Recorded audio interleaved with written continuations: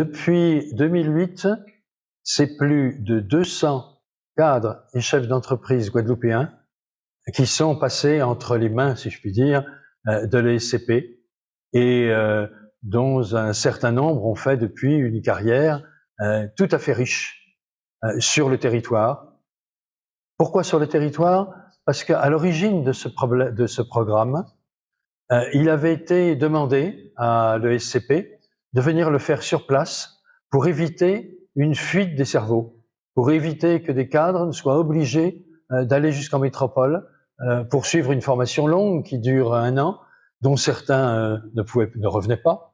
Dans d'autres, pour d'autres, le coût était trop élevé pour suivre la formation. Et c'est donc à la demande de la Chambre de commerce que l'on a créé cette formation en 2008 pour les cadres locaux. Et donc, je suis d'autant plus heureux de pouvoir accueillir ce soir 18 cadres guadeloupéens. Donc, la Chambre, en 2008, avait senti un peu le vent tourner et avait constaté un déficit au niveau de l'encadrement donc des entreprises de Guadeloupe. C'est à ce moment-là que nous avons jugé bon de passer cette convention donc avec le SCP.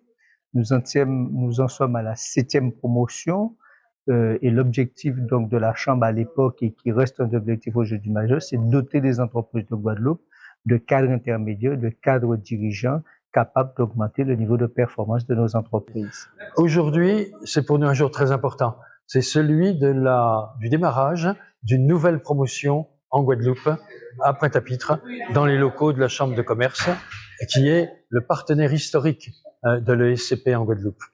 Nous accueillons 18 nouveaux candidats, en partie chefs d'entreprise, en partie cadres dans des groupes.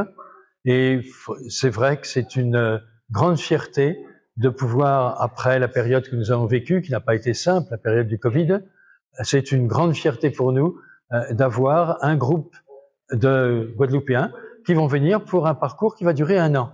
Pour ce diplôme de manager dirigeant, ESCP, nous avons vraiment été fiers de pouvoir les voir après cette période très complexe des 2 ans, puisqu'ils ont réussi, ils ont tenu, ils ont été tenaces, professionnels, engagés.